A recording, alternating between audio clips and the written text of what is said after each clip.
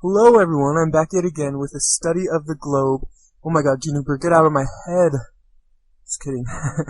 Okay, so anyways, I have another battle, believe it or not, here, against Ferris Bueller, and it's a pretty cool match. I always say that, I'm sorry I always say it's a pretty cool match, but it is a pretty cool match, and it's a very fun one at that, but that's besides the point. We brought completely random stuff, and he brought a bunch of OUs and UUs, and I brought a bunch of OUs and a couple, completely never used. But anyways, that's besides the point. So I lead off with Golurk. He leads off with Metagross. I go straight for the Shadow Punch because I predicted him to switch out fearing the Earthquake, but he doesn't switch out. He goes for Meteor Mash, and that does a hell of a lot of damage to Golurk.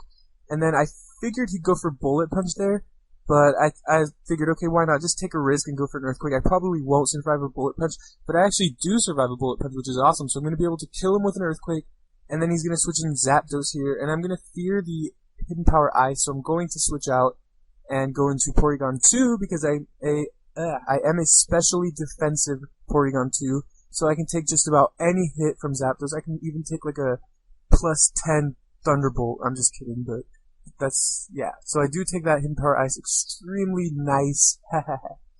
And he's going to go for a Thunderbolt, and it's still going to do not too much. It does a decent amount, but it still doesn't do enough to even get me scared.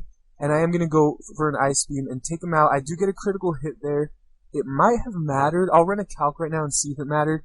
But for the most part, I don't think it mattered in the long run because I could have just gone for another one and killed it. And yeah. So he switches in Machamp here. I'm fearing the Dynamic Punch, so I'm going to go straight back out to Golurk. But he actually sets up a substitute, so he is probably more of a standard Machamp with sub, probably Bullet Punch, Dynamic Punch, maybe even Focus Punch, but besides the point. So I'm going to go for a Shadow Punch, that is going to break his sub. I could have gone for Earthquake, I don't know why I didn't, but, I still broke the sub, so that's all that matters. He goes for Payback, and that critical hit probably mattered.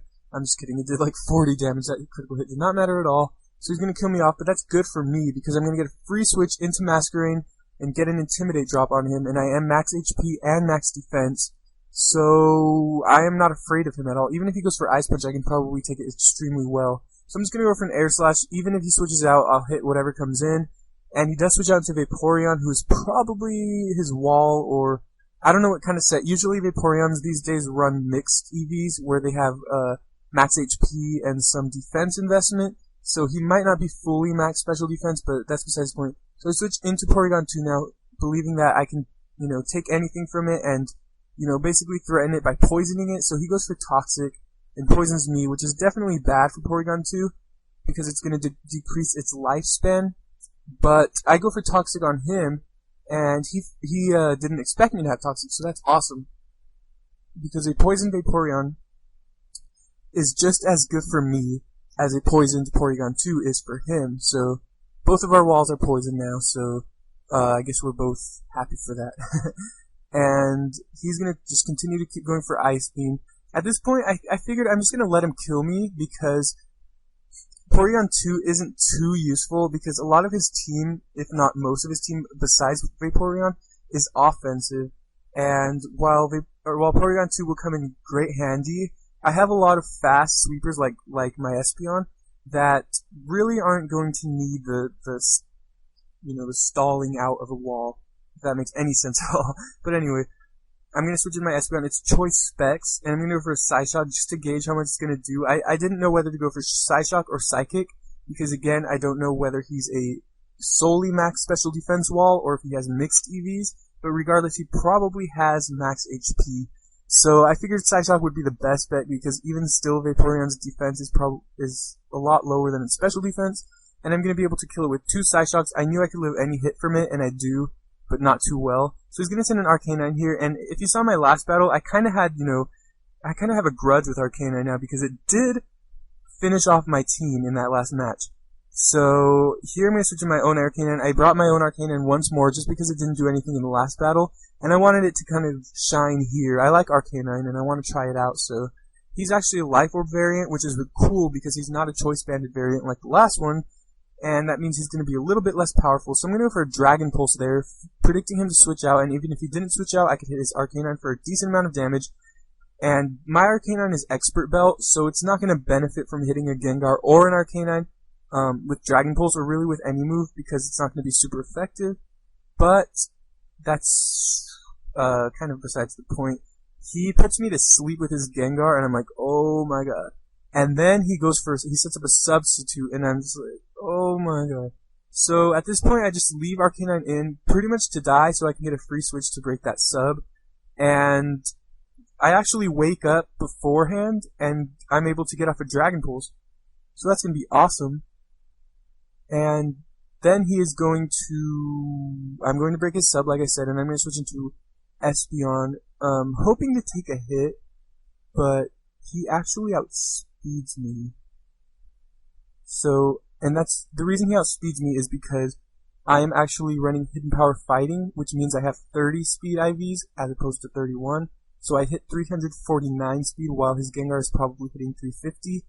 And so, he's always going to outspeed me. So at this point, I'm afraid of this Gengar. I'm totally scared because he's killing everything. He killed my Espeon, he killed my Arcanine, and now Masquerade's the only hope. And I'm thinking, okay, I don't think I'm going to live this, but I do have a chance because I'm at totally full health, and I have about 200 special defense, and I actually live. I live a Thunderbolt from a Gengar, and I'm able to kill it off with an Air Slash, so that is just perfect. Masquerade really served its purpose in this match. Masquerade and Golurk had their very nice plays. So now he's going to switch an Arcanine. I figured I could stay in and let him kill me off, but I'm going to go into Landorus here, hoping to take a hit. And because our Masquerade will come in handy with the Intimidate if I need it, and he goes for Extreme Speed, and I take that very, very, very well. So at this point, he only has Machamp and Arcanine left, both of which will die to an Earthquake, because I am Choice Banded. And here, on his Machamp, he switches it in. I guess he figured he'd be better off to kill me off with Arcanine, because he probably thought he could live a hit for me, but I am Choice Banded. I did get a critical hit on the Champ, but I really don't think that mattered. I will run Calcs, though, just to make sure.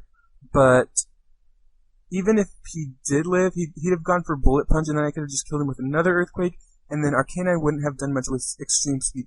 Either way, so that was a very fun match. I brought completely random stuff, as did he, and I ended up winning. So hopefully you enjoyed that match. Leave a like and a comment and all that good stuff. And you guys are probably extremely surprised that I'm uploading like within 2 days of my past video. So I finally got, a decent amount of battles, but I still require the content. So I'd like for you guys to, send me challenges and any tier, like always, same old stuff. And so maybe I can start uploading a lot more frequently, but this is probably the most frequently I've ever uploaded in the history of my being on YouTube, but regardless. So thanks for watching. Please check out my blog, as always, same old stuff. The link will be probably everywhere. And have a nice day.